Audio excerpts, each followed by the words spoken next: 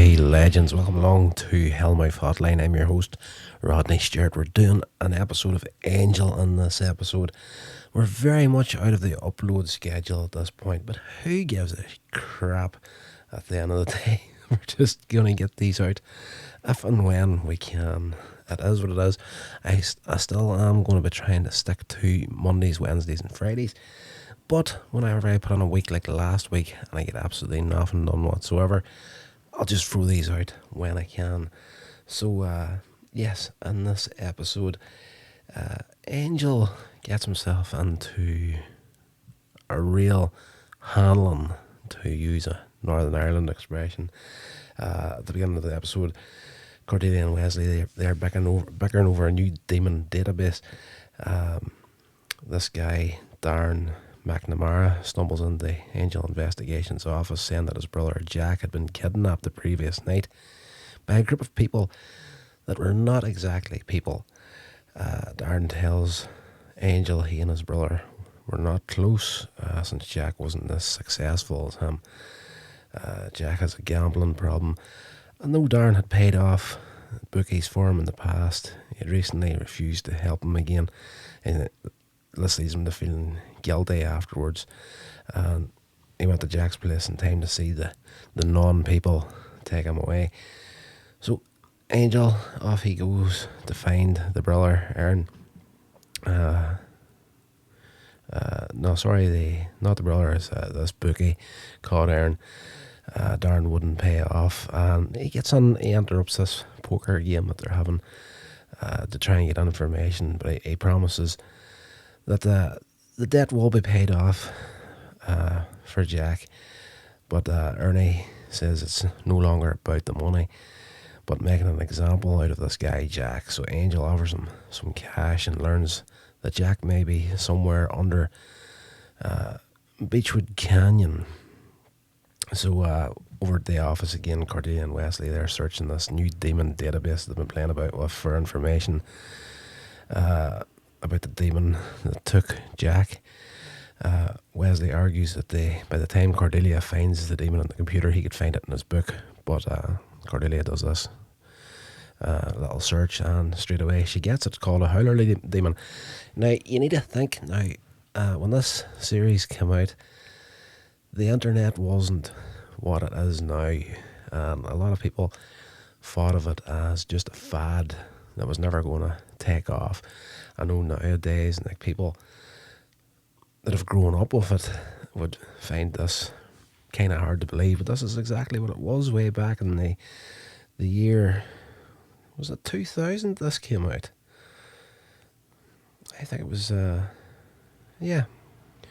this episode there, date for it was January 29th, 2000, so yeah, it's crazy what 24 years can do. So they work out through this demon database that it's a howler demon. Angel climbs down into the sewers under Beechwood Canyon, where he's attacked by howler demons. He knocks two of them out, then threatens the remaining one, and he learns that the howler demon sold Jack, and then he tries to find out to who. So he drives to this rundown neighbourhood where he sees expensively dressed people lining up to enter this door. And there's no business sign outside, it's just like a warehouse sort of a deal. He manages to pull bars away from the basement window, enters the building. He finds a lounge with a bar in there. A woman sitting alone drops a ticket out from her table. Angel retrieves it, studying it before he returns it. He finds another room. This is one of the lawyers from Wolfram and Hart. Angel finds another room where two demons are fighting gladiator style, and I can't recall. Now, I really should have checked this out before I recorded this podcast, but I think the set that they used for this episode, I think, was either, and if it's not the same set, it's a very, very similar one. There was an episode of Star Trek Voyager where 7 of 9 was in a gladiatorial sort of setup, very, very similar to this episode. And part of me wants to say it's the same set recycled from whatever came first. I'm almost sure Voyager came first. Could be wrong. I think Voyager, if it didn't come first, it was very, very close to the filming of this episode. So part of me wants to say, yes, this was a set from Star Trek, or else Star Trek got a set from Angel. Could be completely wrong, but if you know the episodes I'm talking about and Voyager, I will be checking that out soon. Again, should have done that before I started this podcast, but it's just a random thought at my head there when I'm recording this. So, one of the demons is knocked down. There's a crowd chanting, "Kill blow," and a man nearby tosses a knife to the demon that's left standing, who slits the loser's throat. The crowd cheers, and the demon is pronounced the winner. The next demon up is Valkrapko, announced as Angel, stops Jack from being led through the crowd. So this guy, Jack, that was supposed to be kidnapped, he's actually here in this place, and looks like he's in fine form. At the beginning of the episode, his brother had shown Angel this package that he got in the post that had a severed thumb in it. So, obviously this guy doesn't look to be in any danger. Angel follows him down a corridor where they meet up with Darren.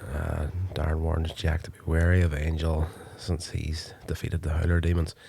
Angel realises he's been set up at this point. He tries to fight them off, but they get him knocked out with cattle prods. Jack says that Angel has some attitude and will be a crowd pleaser.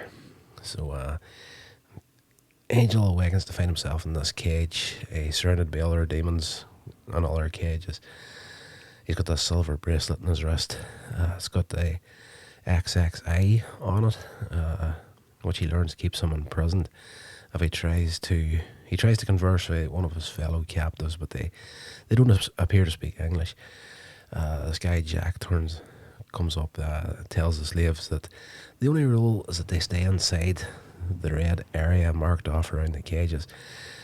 They can only get out of the red area when their bracelets are removed. That only happens after their 21st kill.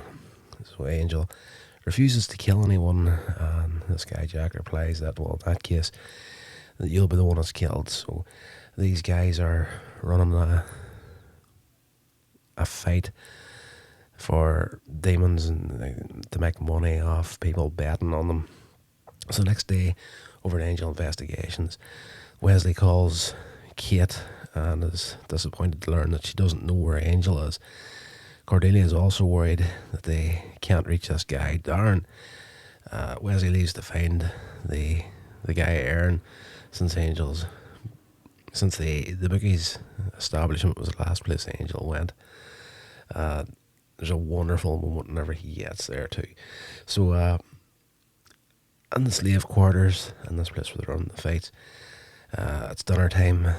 Angel objects to when one of these demons steals food from another one, this guy Mellish. Small demon, not a match for the rest of them. So Angel, this guy Tom, one of these other demons, it's weird that they give all these mad names and you got a Tom in the middle of it. He threatens Angel, but he backs off when the guards appear with weapons. Angel, he reaches across, takes the food back off him, gives it to the guy that he took it off in the first place. So they're sort of facing each other down before any fights. This guy Mellish that Angel helped tells Angel that he can fight his own battles, warns Angel not to rock the boat. The two brothers, Jack and Darren, appear to announce the fight schedule for the evening. Lasovic, one of the demons scheduled to fight, makes a break for it, but he disintegrates when he crosses the red line, leaving only the bracelet behind. Jack chooses Angel to replace him for the evening's fight. So we cut over to Wesley. He's gone off to this illegal bookie and interrupts him and the act of administering a beating to some guy. Some dude's run afoul of this gang. He's getting his ribs kicked in.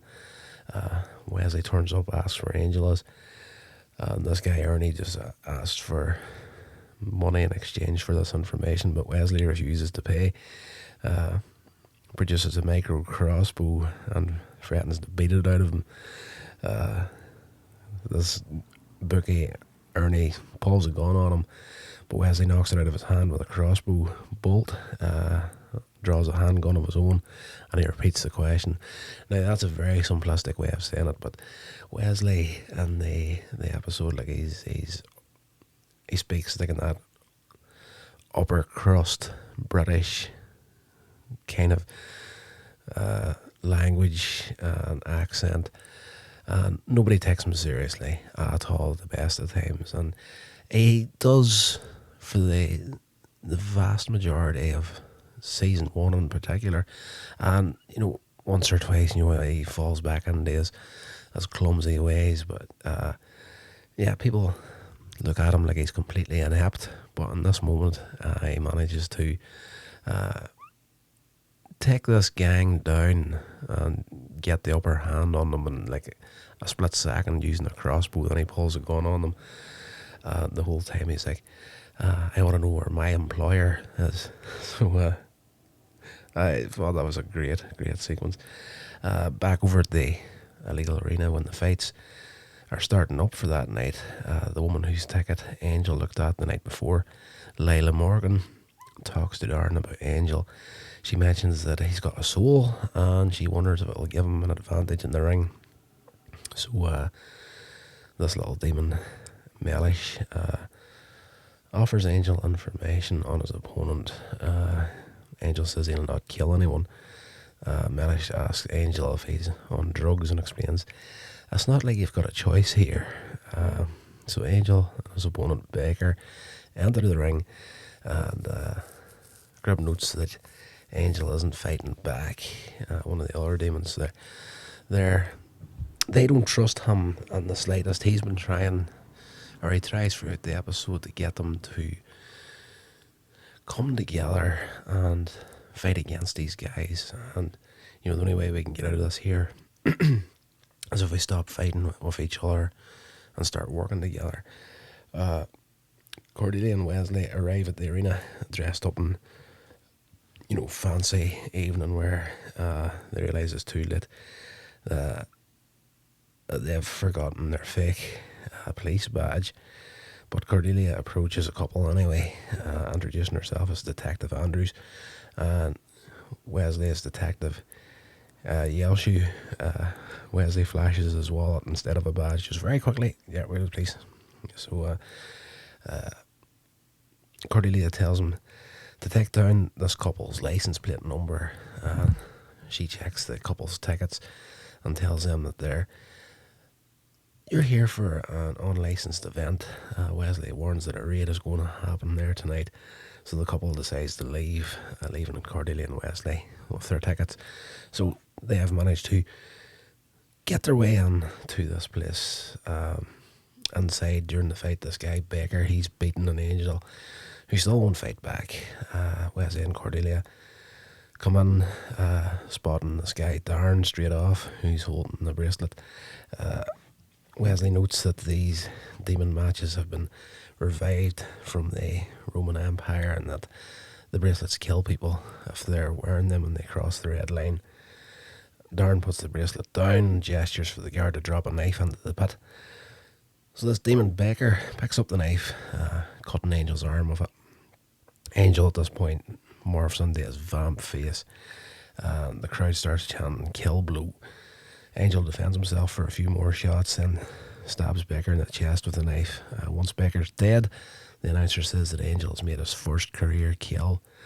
So Cordelia and Wesley, they don't know what to do with this.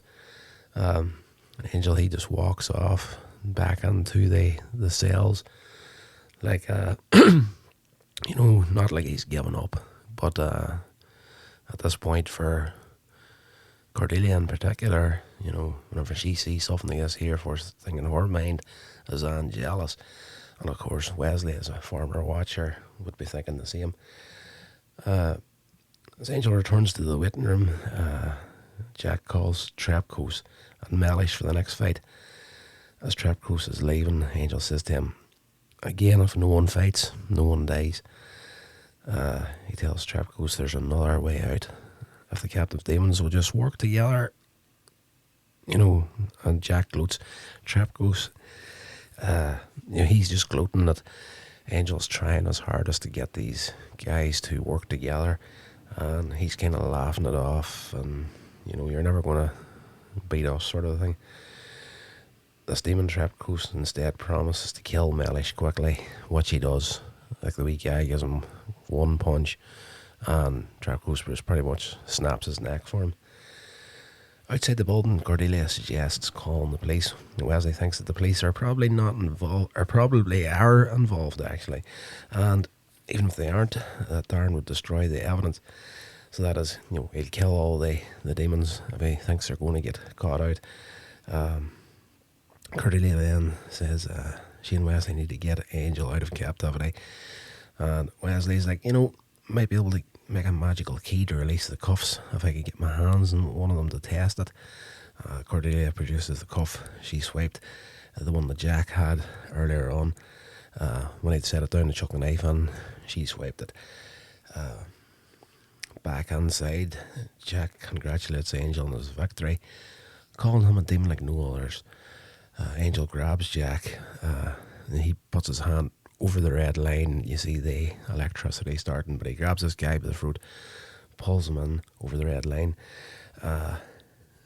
He puts Jack in a headlock and demands a key to open the cuffs. When Jack refuses, Angel asks the other demon fighters to check Jack's pockets, but they don't move. At this point, they're willing to get their 21 kills to get out, and nothing else is going to change their minds at this point. So Angel's rocking the boat, just like little Mellish had said, and these guys aren't going to have none of it. So Darren and the other guards appear. Angel insists that he'll not let Jack go unless he and the other demon fighters are released. Darren shoots Jack, says, now he's my dead brother. It's just like, what the hell? So, this guy's all about the money, and he just killed his brother to keep the money coming in and the demons fighting. The guards cross the line, knock Angel out again with cattle prods. He then wakes up in an office where he sees the woman he saw earlier on, and she introduces herself as Lila Morgan, a lawyer working for Wolfram & Hart, and explains that she persuaded Darren to sell his contract to the senior partners. She tells him that he's free to go, but Angel guesses that part of the deal is for him to leave Wolfram & Hart and McNamara's gladiator business alone. And Lila doesn't deny this, and she points out that many people in Los Angeles need his help, but Angel refuses to compromise.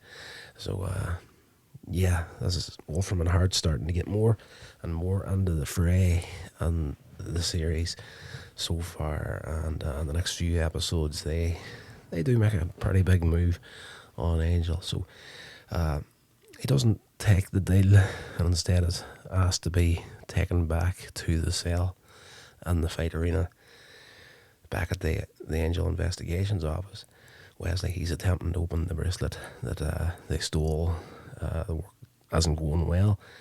One difficulty is finding a substance that will conduct the right amount of electricity to open it up.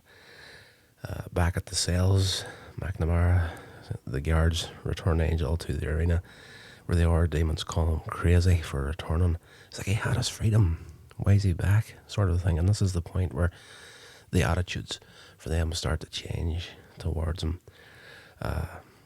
Darren snaps Angel's bracelet back on, and he tells him that he's fighting Trapcoos next. If Trapcoos wins, Angel will be his 21st kill, so they're putting him right in the firing line here. And they know he's trouble.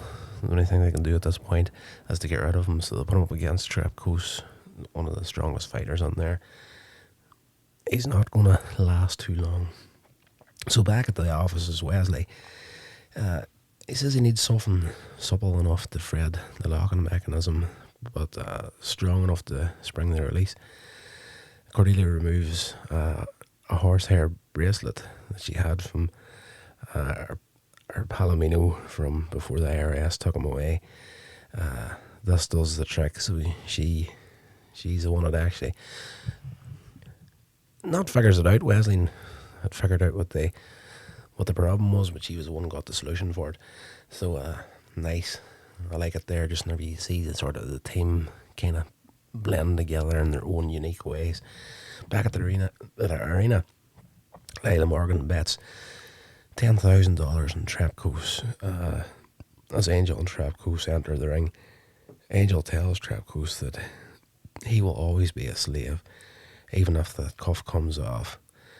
Trapcoos promises to kill Angel quickly, and Angel replies that he won't let him. So the fight begins, and again, Angel only defends himself. He's not attacking, he's just blocking shots. Cordelia and Wesley turn up at this point. Cordelia, she starts distracting the guards so that Wesley can get to the slave quarters. He asks Grib, one of the demons through the bars, where Angel is, and he's told that Angel, the vampire, he's dead. And if he's not dead, he will be soon. He's fighting Trapcoos. Wesley announces that he has the key to open all the demons' bracelets. And, he was trying to make the deal, if you tell me where Angel's at, I'll help you get those cuffs off. But this guy has a tongue that shoots out like a frog and grabs things. So Grub manages to grab the key from Wesley. So on the fight, one of the guards drops wooden staffs into the pit. Trapcoos charges Angel with one of them. Wesley then returns to Cordelia, tells her that someone took his key. They took my key. So he's into, even though he had that heroic moment with the gang earlier on, he's back into sort of like the clumsy Wesley at this point in the episode. In the pit, Trapcoos breaks, staff breaks. Angel knocks Trapcoos off his feet, retrieves part of the wooden staff and holds it to Trapcoos' throat. In the prison quarters, let's just say, the demon that stole the key off Wesley opens his bracelet and then he approaches the arena saying, okay, right, we've got a chance here. This guy was telling the truth. And he looks out the arena. Angel lets Trapcoos go after having them in the kill shot. Trapcoos gets up, attacks Angel from the rear, gaining the upper hand, beating him to an absolute pulp. Like the fight is pretty brutal. The crowd shouts to Trapcoos, to kill Angel, but Trapcoos looks Angel in the eye, and they sort of have a moment where Angel just kind of, and the look at that moment is just like, there's another way, sort of thing, like I've been trying to tell you, like, you don't have to do this. So no words exchanged between the two of them. They just look at each other, and Trapcoos just steps away from the fight. Darren then sends guards and to kill the both of them. Wesley at this point pulls out a gun, tells Darren to stop the guards, pulls a gun on him. Grabbing the other demons haven't got their bracelets off, storm the arena. This distracts Wesley long enough for Darren to grab his arm, while the demon fighters and the guards face off in the arena. Grub unlocks Angel's bracelet, calling him a loser. The spectators all run for the exit. This guy Darren's about to shoot Wesley when Cordelia pushes him into the pit. Darren still has a gun at this point. He gets up and he has a gun trained on Trapcoos, and he's just about to shoot him for not killing Angel when he could have been set free. What the hell's wrong with you idiot? All you had to do was kill him and you were free and that there. So yes, he's stopped from killing him by Angel. Angel disarms him. Grub puts a bracelet on Darren's wrist, and Darren is thrown out of the red circle and disintegrates in midair. Crib, the demon, unlocks Trapcoos' bracelet, and Angel and Trapcoos congratulate each other on a good fight. And Angel says, I could have taken you. Yeah, sure you could. At the end of the episode, Cordelia and Wesley, they're helping Angel out of the building, and he thanks them for finding them before it was too late. And Cordelia says to Wesley that Wesley is the one that figured it out, how to make the key, but Wesley says that she was the one who figured out the horse hair to make it work. And Angel's like, I think we did some good here. And Cordelia points out at the end of the episode, well, didn't we just release a bunch of demons? And the final shot is them kind of all just staring into the distance, watching the demons walking away. I was like, yeah, you know what? There's a shitload of demons just been released to the public, and it's on our shoulders. Great little episode. Not one of the best in the entire run, but you do tend to get that in a run of a season. You have an overarching storyline that runs throughout the season, then you'll have a few standalone episodes. And those standalone episodes, they can be good, but the vast majority of them aren't great. And this is one of the ones that kind of falls in that mid-ground between not been a great episode, but been a good story too, but it has its middle ground. I think now the next episode is damn tasty, I think now. And I'm trying to recall what that episode's about. I'm looking at the next episode on the list. It's called Eternity. And yes, I do know which one that is. That's a very, very good episode coming next. So we'll be doing that, all been well, on Wednesday coming. Now, I don't know why I keep saying this in the podcast, because you can listen to this shit at any time, so it could be online for maybe a year before you'll hear it. But the next episode on Angel is a damn fine episode, and it's not part of the bigger story of season 1. It's one of these standalone episodes. It's flipping fantastic. So it will be in 4 podcast time from this. 3 podcast time from this, anyway. Right, that's going to do it, guys. Hope you enjoyed the episode. If you did, please let me know.